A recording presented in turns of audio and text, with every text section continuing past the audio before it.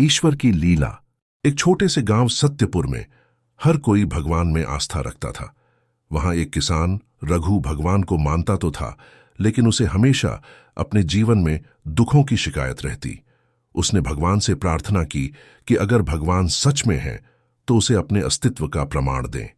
प्रमुख पात्र 1 रघु, एक मेहनती किसान जो जीवन में बार बार असफलताओं से निराश है।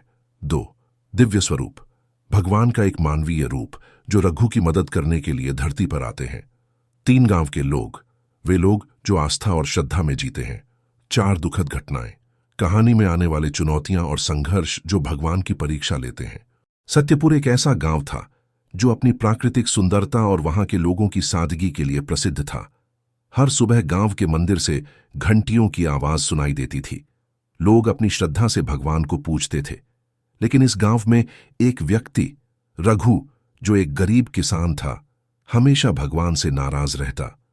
रघु का मानना था कि उसकी सारी परेशानियों का कारण भगवान की अनदेखी है। वह सुबह खेतों में काम करने जाता, पूरे दिन मेहनत करता, लेकिन फसल कभी अच्छी नहीं होती। एक बार सूखा पड़ता तो कभी बारिश इतनी होती कि सारी फसल बह जाती। रघु अक्सर अपनी पत्नी सुगना से कहता, कहाँ है भगवान? अगर वो हैं तो मेरे लिए कुछ क्यों नहीं करते?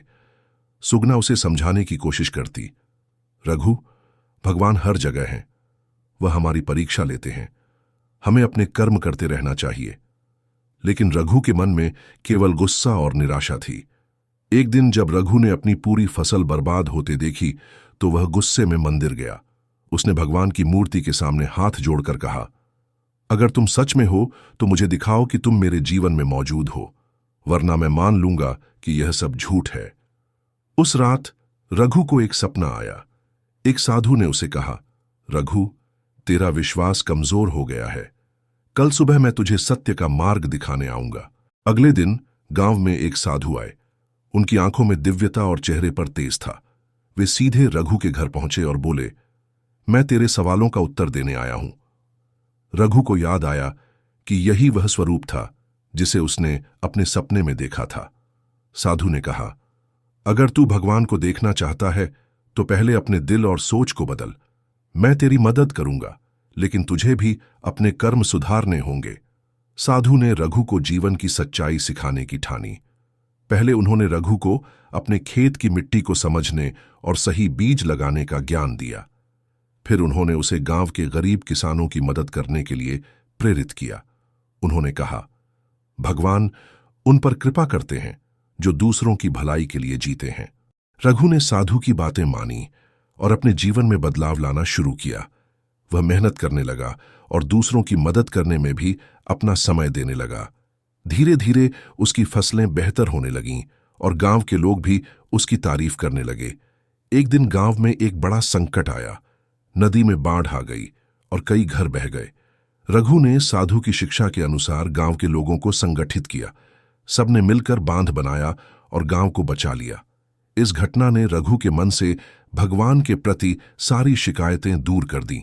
कई महीनों के बाद जब रघु ने साधु से पूछा, आप कौन हैं और आपने मेरे जीवन को क्यों बदल दिया? साधु मुस्कुराए और बोले, रघु, मैं वही हूं जिसे तूने पुकारा था। मैं तेरी श्रद्धा को वापस लाने आया था।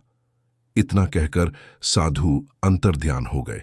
निष्कर्ष, रघु को समझ में आ गया कि भगवान को ढूंढने के लिए बाहर जाने की जरूरत नहीं।